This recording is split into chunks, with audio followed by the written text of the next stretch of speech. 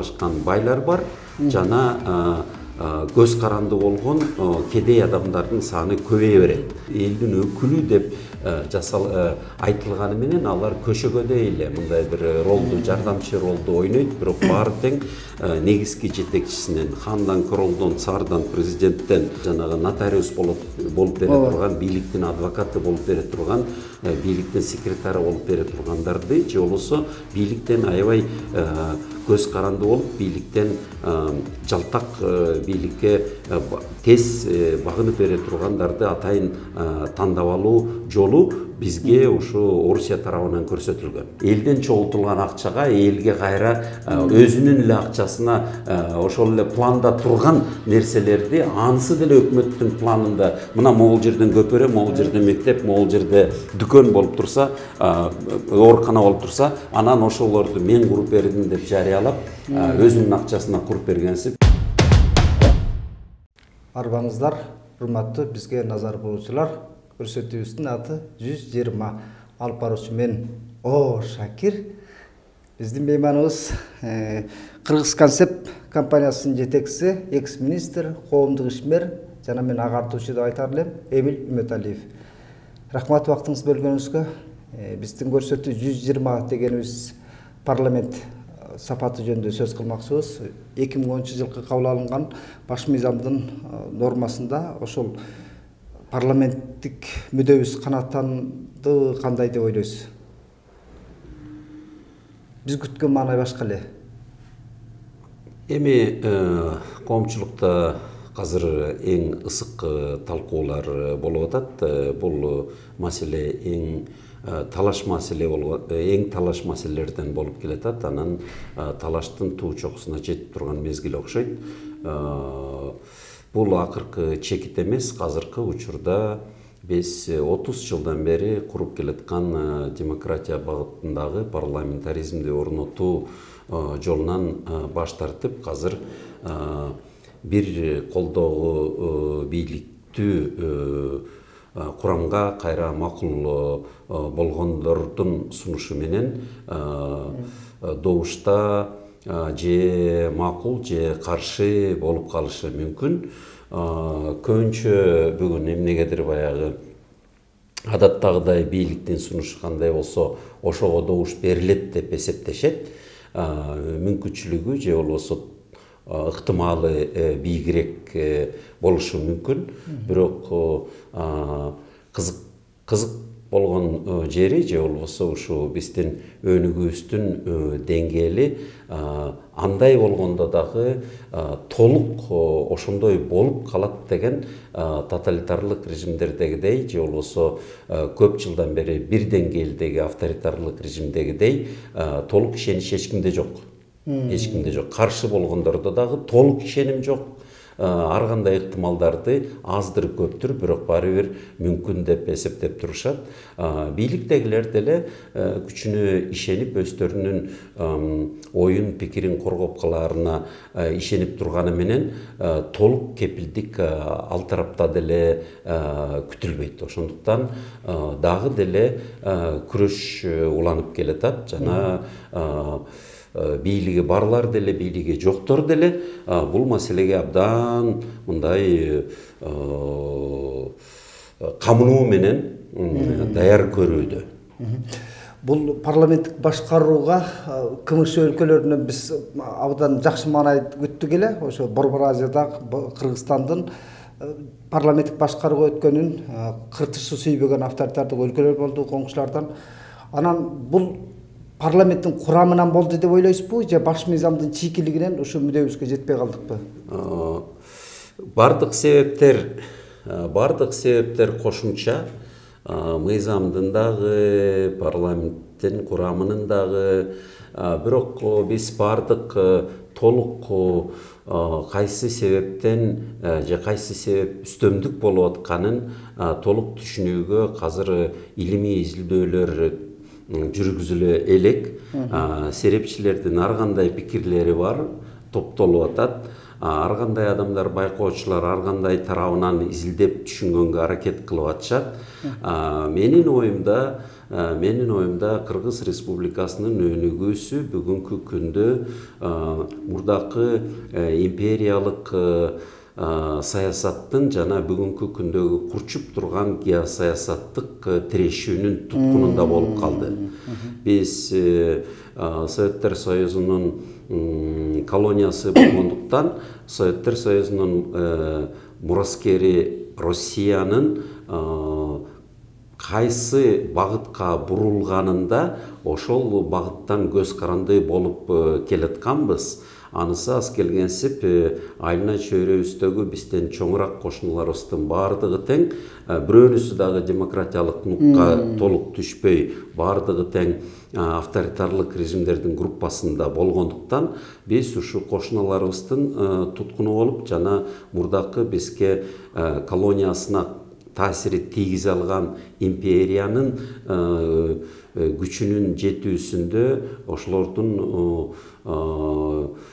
бизди кучагынан кое бербей турганынын кесепетинен жана геосаясаттык тирешүүдө демократиялык көнүккөн өлкөлөр бул региондо өздөрүнүн катышуусун уланталбай же кыскартып же болбосо биз Орусиянын таасиринен алардын сунган колун муздатып кичине өзүбүз алыстай түштүк. Ошентип көп факторлуу нерселерден биз кайра мурдакы демократияга бурулган багытыбыздан кичине тескериленип турабыз. Кайтып калдык. Сиз жакшы позитив айттыңыз сөз башында. Бул али акыркы чекте эмес депчи. Менде да ошондой ишеним бар. Бирок парламентти курууга ошол партиялык системалар бизге калыптанбай атканын көрсөтүп аткан жокпу? Көп нерселер, партиялык система дейсиңерби же болбосо депутаттардын сапатынын начарлыгы дейсиңерби же болбосо баш мыйзам толук кандуу парламенттик болбой калыптыр дейсиңерби? Анын баардыгынын таасири бар. Бирок алар себеп эмес, алар натыйжасында ошондой болду. Анткени менин оюмча себеп бул Орусия 90-жылдары демократия курабыз жана рынок экономикасын курабыз жана ортоңку классты көбөйтөбүз, чакан орто бизнестердин санын көбөйтөбүз деп жарыялап, бизге да ошол кезде мүмкүнчүлүк болгон. Биз чакан өлкөлөрдүн арасынан эң алдыңкы демократия кура баштаган өлкө болдук жана бизде рынок экономикасы кошуналарыбыздыкына караганда тез өнүгө баштады. Соода ишкерликке көп адамдар кошулуп өздөрүнүн күчүн сынай башташты жана чакан орто бизнестердин саны көбөйгөн соң бизде ошо ортоңку класстын демократияга тирөч боло турган ортоңку класстын көбөйүшүнө шарт түзүлгөн болчу. Анан бирок 2000-жылдан баштап Орусия андан мурда эле, бирок өзгөчө 2000-жылдан баштап демократиядан баш тарта баштаганда рынок экономикасындагы көбүнчө олигархиялык капитализмге айландырып, анан кийин чакан орто бизнестерге жарыялабай туруп эле, бирок сүргүн иштерин жүргүзө баштады. Ошол саясаты анан кийин бизге дагы каптап келди. Өзгөчө бажы биримдигинин эрежелери менен бизге дагы мажбурланды, таңууланды. Ошонун аркасынан биздин дагы чакан орто бизнестерибиз асайып, суюлуп, асайып, анан биздин дагы ошол ортоңку класска кошула турган адамдардын саны асайып, азыр бизде Орусияныкына окшоп бийлик менен чырмалашкан байлар бар жана көз каранды болгон кедей адамдардын саны көбөйө берет. Ортоңку өздөрү тың болгон чакан орто бизнес менен эгемендүү, эркин соода кылган, ишкерлик кылган адамдардын жана ишканалардын саны кескин түрдө асая түшөт. Кыргызстанда жеке секторлордун бизнес климаты бир жагымдуу шартка келе албай атпайбы? Бирок парадоксалный парламент курамында капчыктуулар көп да, бизнес өкүлдөрүчү. Эмне үчүн ошолор жагымдуу бир мыйзам базасын негиздеп парламент демократиялык парламенти болбой турат да. Анткени парламент өңдүү жогорку кеңеш СССР мезгилинде деле болгон. Бардык тоталитарлык режимдерде же болбосо монархияларда парламент өңдүү бир курамдар бар. Бирок алар жасалма, алар элдин өкүлү болмуш элдин өкүлү деп айтылганы менен алар көшөгөдө эле мындай бир ролду, жардамчы ролду ойнойт, бирок баары тең негизги жетекчисинен, хандан, королдон, цардан, президенттен, монархтан иши кылып бийликтин баарын өз жеке колуна топтогон бир авторитарий же диктатордон көз каранды, бардыгы тең жасалма, ошонун өзүнүн каалоосу менен же болбосо ошонун тегерегиндеги аппараты же болбосо жакындары, туугандары, досторунун каалоосуна ылайыктуу топтолот. Шайланбайт. Элдин өкүлдөрү накта элдин өкүлдөрү боло албайт. Ошентип биз дагы ошо элдин өкүлдөрү болгудай жогорку кеңешти шайлаганга үйрөнүп келаткан жолубуздан акыркы өзгөчө ушул 10 жылдан бери аябай тескери бурулуп элдин өкүлдөрү боло турган жогорку кеңешке элдин өкүлдөрүн эмес, бийликке жаккан, бийлик ылайыктаган, бийлик терип алган, бийлик өзүнө ылайыкташтырып алган депутат деп атап, бирок ошо өздөрүнө жардамчы болуп бере турган, бүгүнкү айтылгандай жанагы нотариус болуп бере турган, бийликтин адвокаты болуп бере турган, бийликтин секретары болуп бере тургандарды же болбосо бийликтен аябай көз каранды болуп, бийликтен жалтак, бийликке тез багынып бере тургандарды атайын тандап алуу жолу бизге ушу Орусия тарабынан көрсөтүлгөн. Орусия тарабында ал саясат мында орноп келатат. Жасалма түрлүү партия болуп, бардыгы тең. Ал жерде мындай дагы илимий термин бар. Системдик жана системдик эмес оппозиция депчи. Системдик эмес оппозиция деп ал бийликке жакпагандарды таза бийлик курамына жолотпой, эл өкүлдөрүнүн курамы болгон Госдумадан четтетип чыгышкан. Госдумага киргизилген эл өкүлдөрү, депутаттар деп аталгандар, алардын баардыгы тең расмий түрдө көп жерлерде системдик оппозиция деп эле аталат. Системдик деген ал ошо баш ийген, макул болгон жана ошо бийликтин эле сөзүн ырын ырдаган, анан кээде эле майда маселелер боюнча кичине талаш тартыштарды көрсөткөн депутаттар ошо ролду ойногондор. Алар чындап келгенде саясий плюрализмдин миссиясын, функциясын аткара да албайт.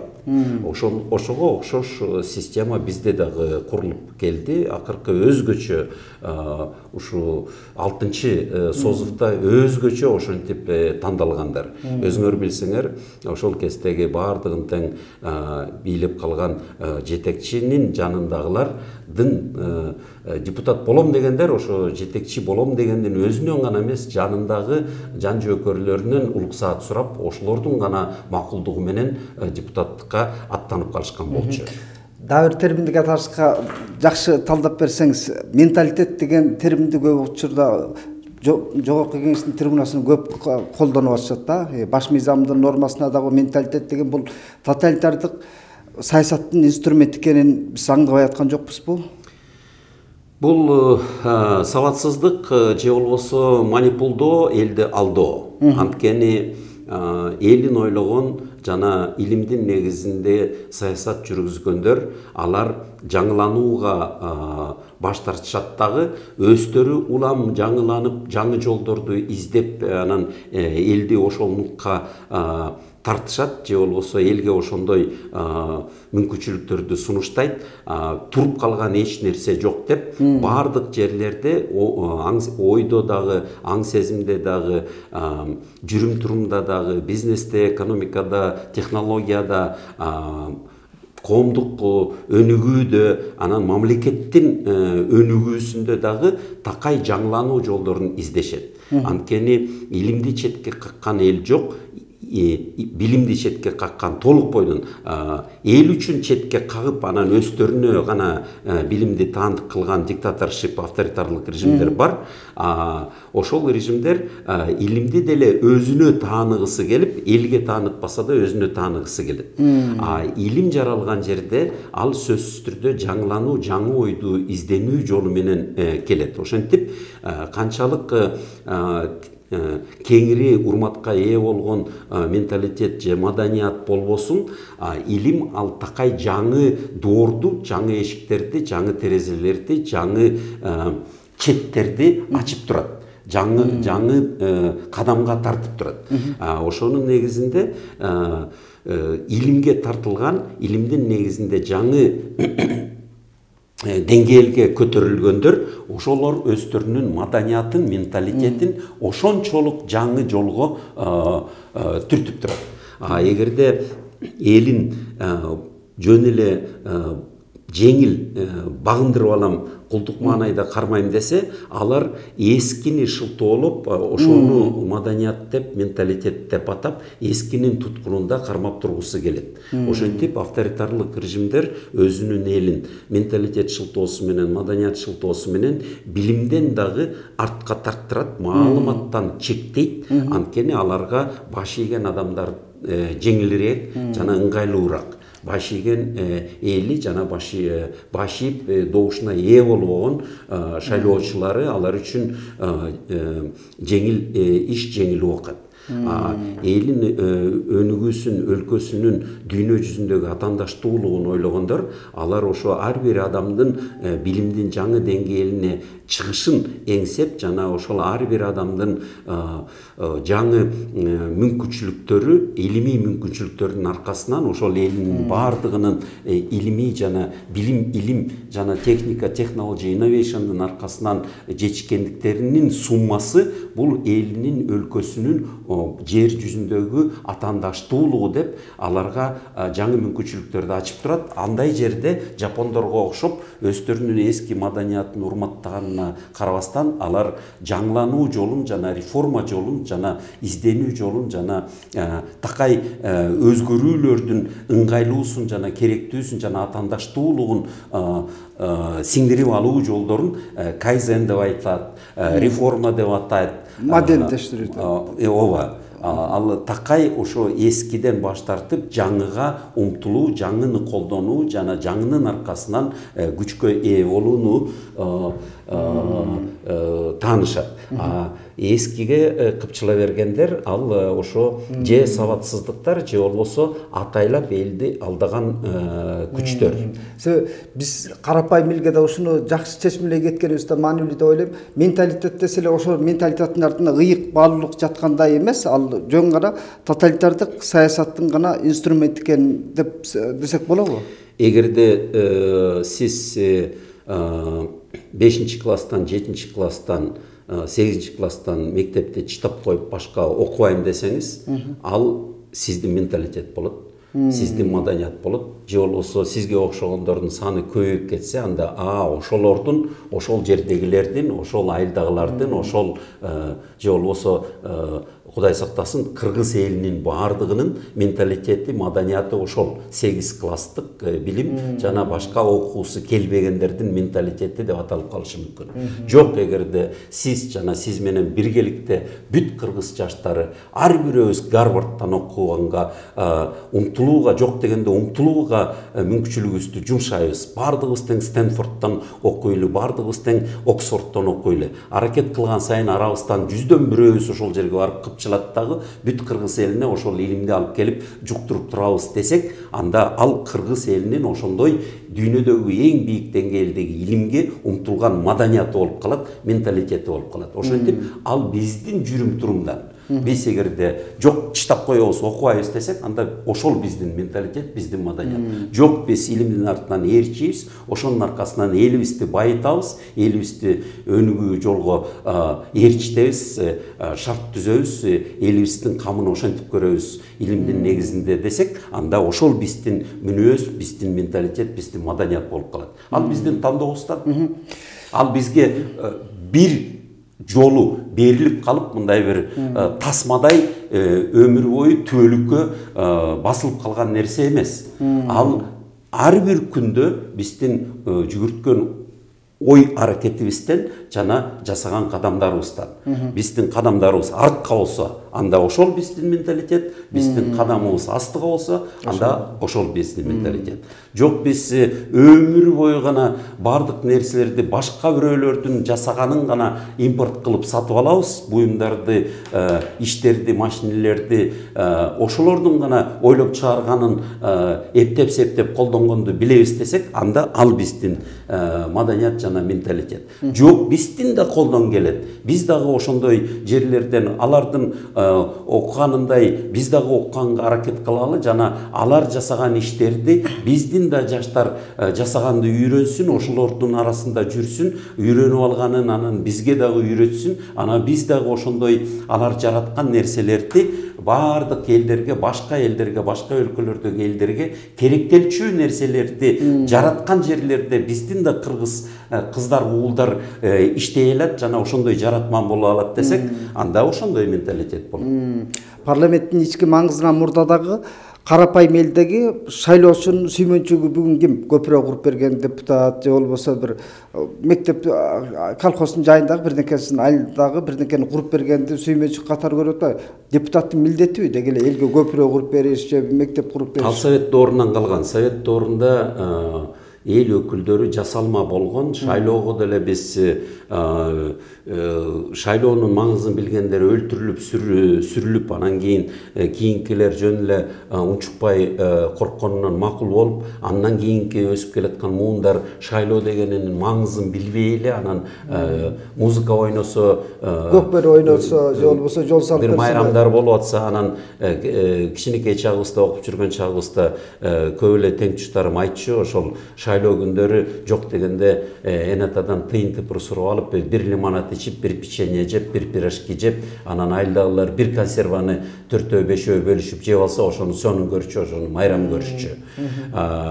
Ошентип аны майрамга айландырып, шайлоого жөн эле калп эле барып, эч кандай тандоосу деле болгон эмес, түшүнүгү деле болгон эмес, дайындалып, КПСС менен дайындалып, көрсөтүлгөн адамдарга макул болуп, баягы жасалма оюнга катышып эле добуштарын берип коюшчу. Ал жерде добуштун маанисин түшүнгөн деле киши болгон эмес, же болбосо ага маани берген деле киши болгон эмес. Жөн эле буйрукту аткарып, ошол майрамга катышып, жана буйрукту аткарып көрсөтүлгөн кишиге гана добуш бермиш болуп жүргөн көп 10 жылдыктардын артынан бүгүнкү күнгө анан ошол адамдар келип элге таанылыш үчүн мен силерге муну куруп берем, тигини куруп берем деп, ал таза өздөрүнүн милдети эмес, бирок ошо элди алдоо ыкмаларынын бири болчу. Ошонун аркасынан келаткан түшүнүк, адат көнүп калган бир жолунда бүгүнкү күнгө чейин депутаттарыбыз ошо өз милдетин түшүнбөй, өз милдетин аткарбай, эл өкүлү катары аткаруучу бийликти көзөмөлдөгөндү үйрөнө албай, анан бирок элдин добушун алдап топтоп алыш үчүн элге ошентип көрүнүп, элден чогултулган акчага элге кайра өзүнүн эле акчасына ошол эле планда турган нерселерди, анысы деле өкмөттүн планында, мына могул жерден көпөрө, могул жерде мектеп, могул жерде дүкөн болуп турса, оорукана болуп турса, анан ошолорду мен куруп бердим деп жарыялап, өзүнүн акчасына куруп бергенсип, же болбосо өзүнүн аракети ал жерде абдан мындай жасалма эле болот. Ошентип элдин да башын айлантып атышат.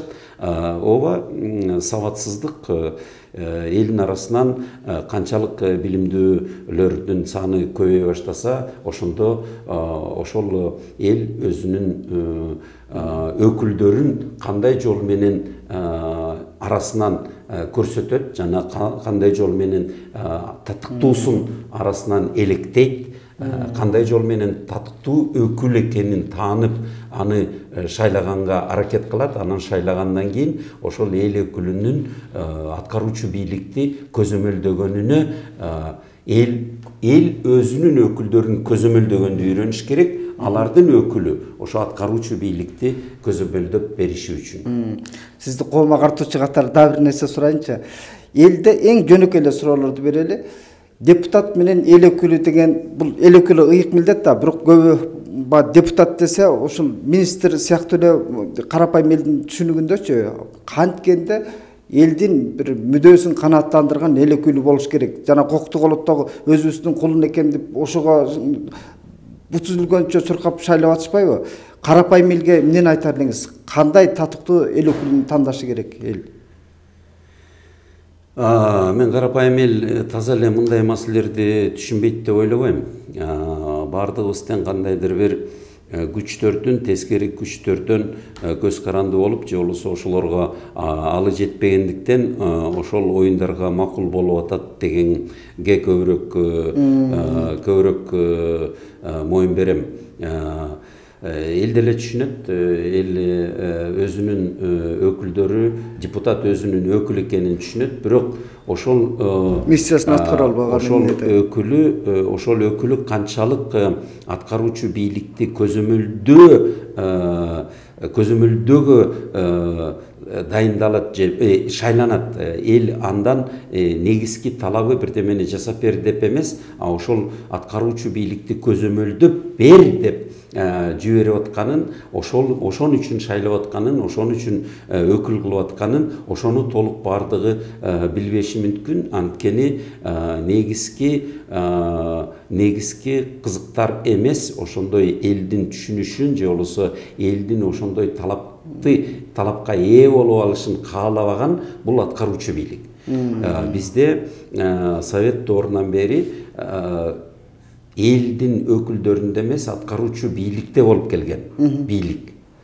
Андан кийин Совет системасы ураганы менен жаңы система 91-жылдан бери көбүнчө ушул бүгүнкү күнгө чейин ошол мамлекеттик курам аты эле өзгөрүлгөнү болбосо, бирок мамлекеттик структура, курам ошол керек болсо жанагы мурдакы КПССтин өкүлү болгон Коммунисттик партиянын комитети бердеги атын алмаштырып бүгүнкү күндө президенттик офиске айлангандагы толук бойдон ошол башкаруу системасы, курамы мурдакы эле бойдон сакталып келатат бүгүнкү чейин. Ошон үчүн аткаруу бийлик өзүнүн күчүн эл өкүлдөрүнө бере элек. Ошондо менин оюмча бардык биздин көйгөйүбүз ошондон. Эгерде эл өкүлдөрү аткаруучу бийликти дайындап жана эл өкүлдөрү аткаруучу бийликти көзөмөлдөп калганда, ар бир тыйынын көзөмөлдөп элдин кызыкчылыгына иштеткидей көзөмөлдөгөнгө укуктуу болсо, мына ошондо демократия орноду, же болбосо ошондо парламентаризмдин курамынын аркасы менен ошол натыйжага жете алат элек. Бүгүнкү күндө андай эмес. Бүгүнкү күндө эл өкүлдөрү көзөмөлдөбөй эле, аткаруучу бийлик эл өкүлдөрүн көзөмөлдөйт. Дагы парламент табиятын түшүнбөөчүлүктөрү көп да. Маселен, аткаруу бийлиги менен эл өкүлдөрүнүн парламенттеги талашын бир айылдагы абысындардын талашындай көрөт да. Бирок бул профессионалдуу эле көрүнүш да кадырес элечи. Мындай аткаруу бийлигинен талап кылып атканда кайым айтышуу деңгээлинде түшүп кетип атат албетте. Анын себептери дагы терең. Ал анткени ошол биз демократияны орнута албай, анан аткаруучу бийлик ошондой элдин көзүнө мындай жаман көрүнгүдөй шартка түртүп, жаман көрүнгүдөй акыбал түзүп бергени үчүн эл өкүлдөрү кандайдыр бир аракеттери ошончолук ишеничке ээ болбой, кээде шылдың көрүнүп калып атат.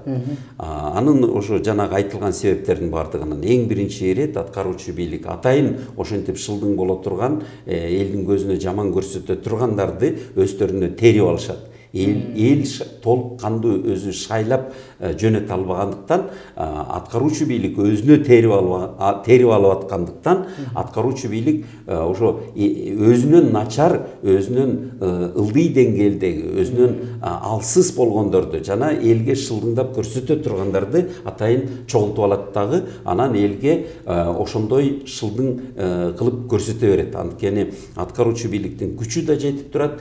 Экинчиден, массалык маалыматтардын баардыгы тең бүгүнкү күндө аткаруучу бийликтин колунда.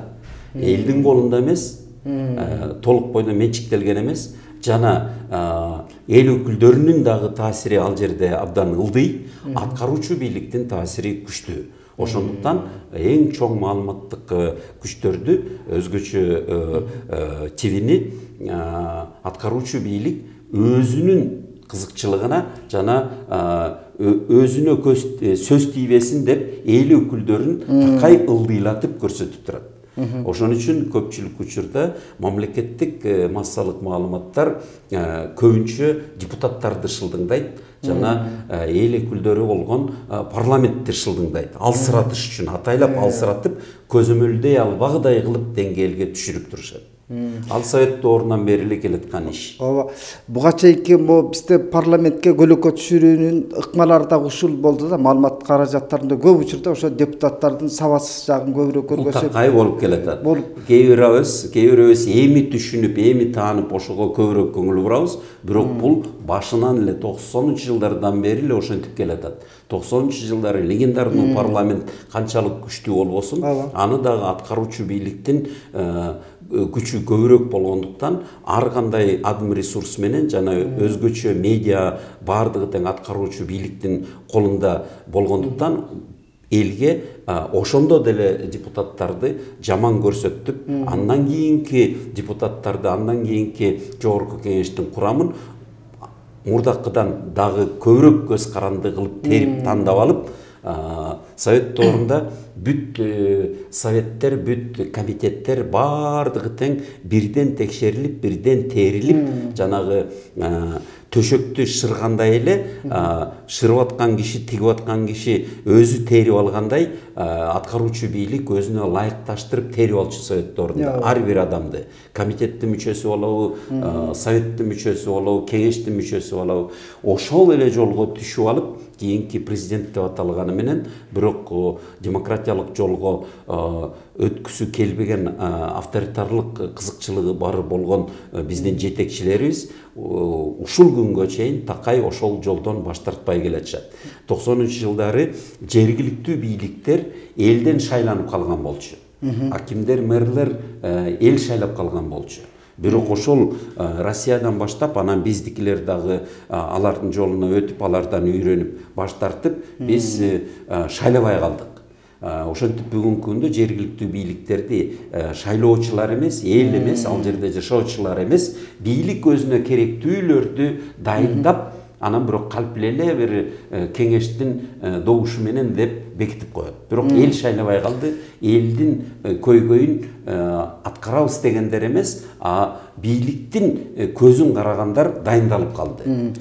Эсиңизде экен, биз парламенттик башкаруу нормасына келе электе эле 2005-жылы бийлик алмашканда Текебаев спикер, Болот Шерниязов вице спикер болуп турганда, аткаруу бийлигин ушунчалык катуу такалап, парламенттин күчүн сезип турдук эле да элчи. Себеби президенттин өзүн килемге чакырып, анан бир отчет алуу мүмкүнчүлүгү болду эле да. Ошол эмнеге кыйратылды? Жана эле айтылган сөздөр, биринчиден биздин саясатчыларыбыз, анан биз дагы баардыгыбыз тең толук кандуу конституциянын илимин, конституциянын маңызын, күчүн түшүнө албай, анан конституциядагы ошол тең салмактуулукту жана элдин өкүлдөрүнүн укугун толук кандуу толук ыйгарымын ошол жерге бекитип, жана эл өкүлдөрүнүн аткаруучу бийликти көзөмөлдөөчү жолун биз коргоп бербептирбиз.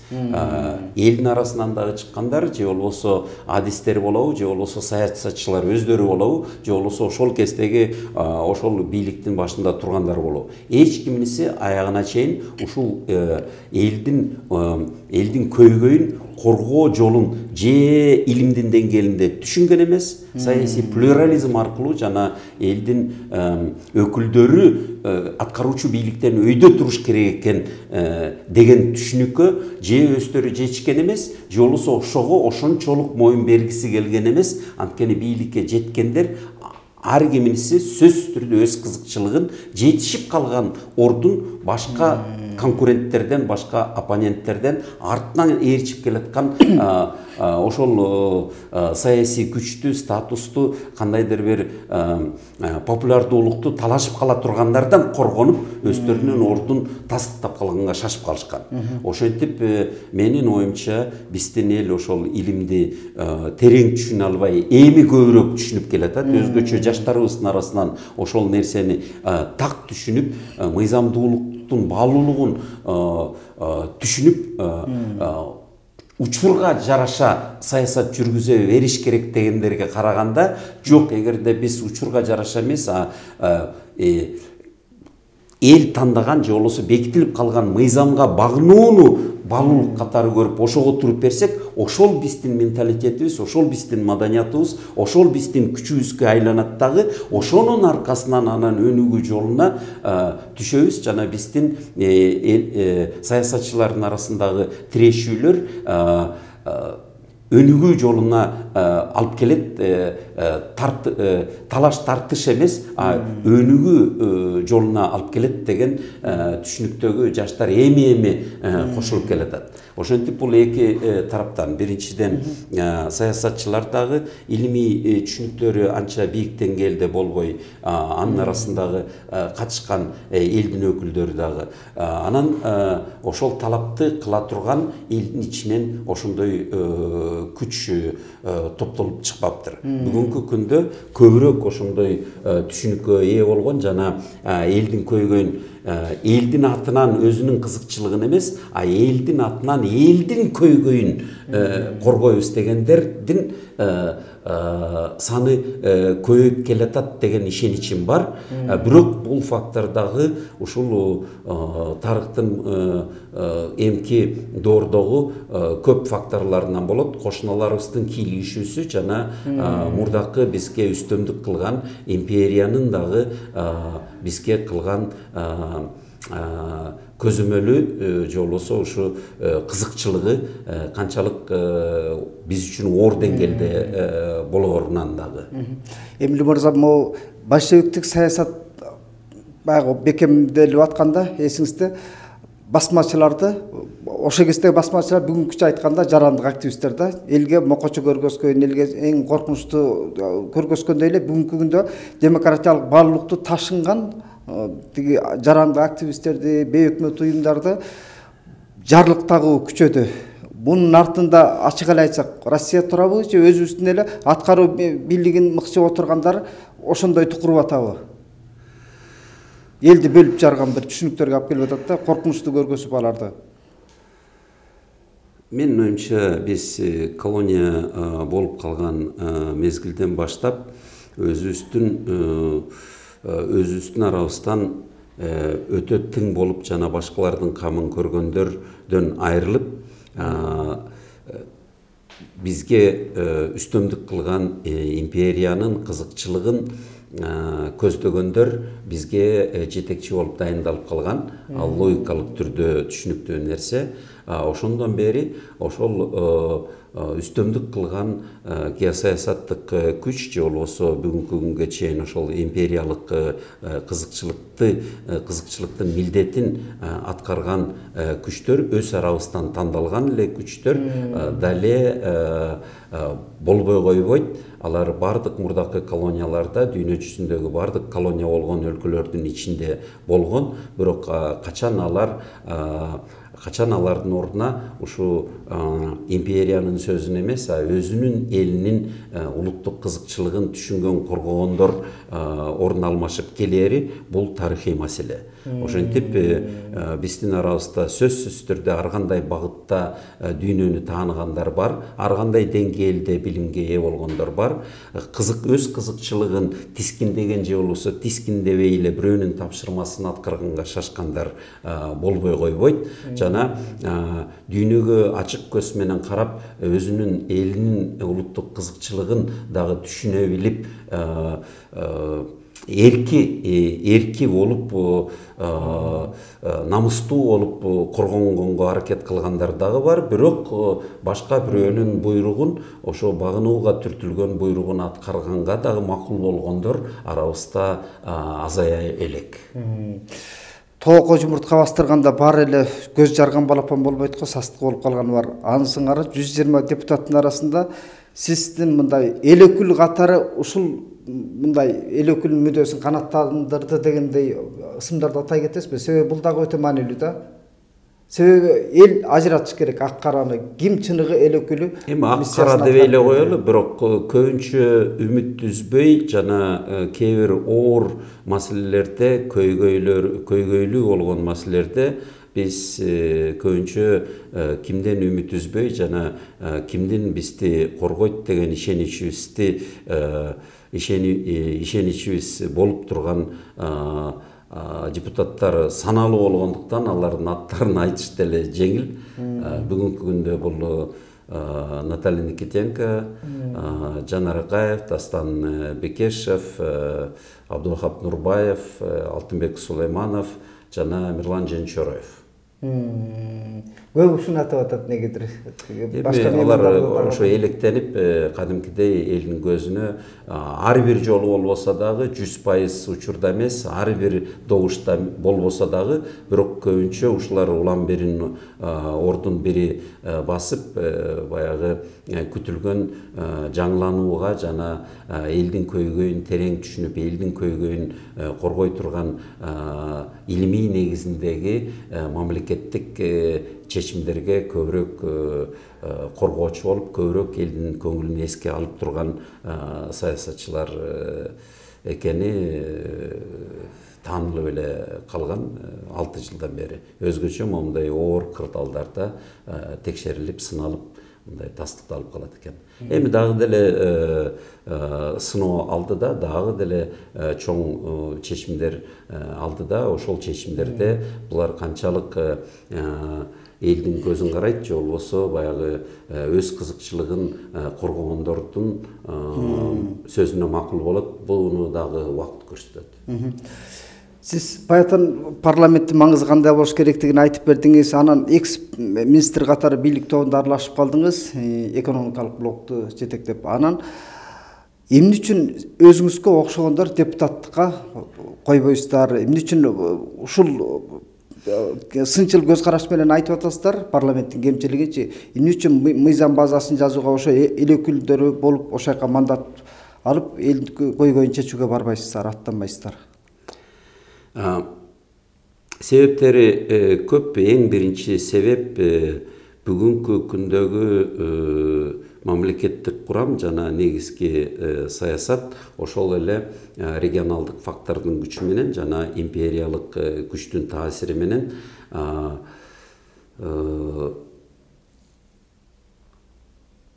кайсы империяга багынып келген болсок, ошол тарапты карагандар корголуп жана түртүлүп келатат көбүнчө бийликке.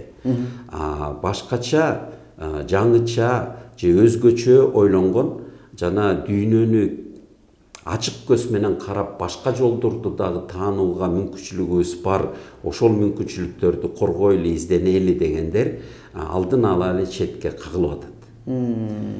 Бул эң негизги себеп. Экинчи себеп, бардык эле түшүнөт, билет деген кишилер бир эле жерге умтула бербеш керек. Биз эгерде теңдикти, өлкөбүздө теңдик орносун десек, анда бардык тармактарда татыктуу күчтөр болуш керек. Жарандык коомдо дагы, укук коргоочулардын арасында дагы, бизнесте дагы, жергиликтүү бийликте дагы ар бир жерде күчтүү адамдар болуш керек. Совет доорындагыдай баары эле ЦК КПСС эле анын умтула берсе, анда диктаторшипти эле кайра эле колдой беребиз өзүбүз. Кааласак да, каалабасак дагы ошо мындай туруктуу ар бир жерде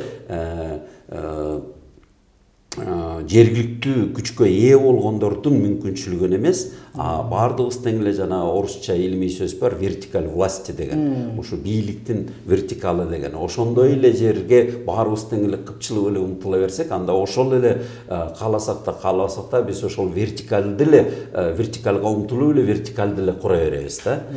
Ошон үчүн биз өлкөбүздүн ар кайсы жерлеринде, ар кайсы тармактарында күч болушуна, эркиндик болушуна, укук болушуна жана адамдарыбыздын, татыктуу адамдарыбыздын бардык жерде өнүгүүсүнө өбөлгө болушубуз керек да. Үчүнчү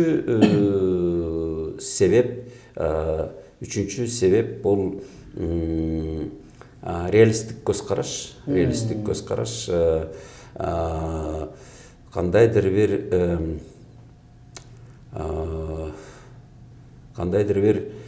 биз